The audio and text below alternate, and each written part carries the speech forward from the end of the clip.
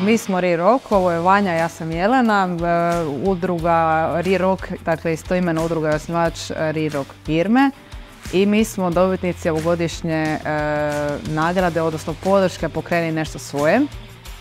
Vrlo smo zadovoljni kako je taj program protekao i što smo sve naučili i dobili iz projekta i programa. Projekt, odnosno podrška iz Pokreni nešto svoje vas na jedan način tjera da zapravo promišljate i učite sami o sebi, što nekako uvijek onako, bar smo mi u svih ovih godina, puno godina postojimo, ali nikad se nismo natjerali toliko se baviti sami sa sobom.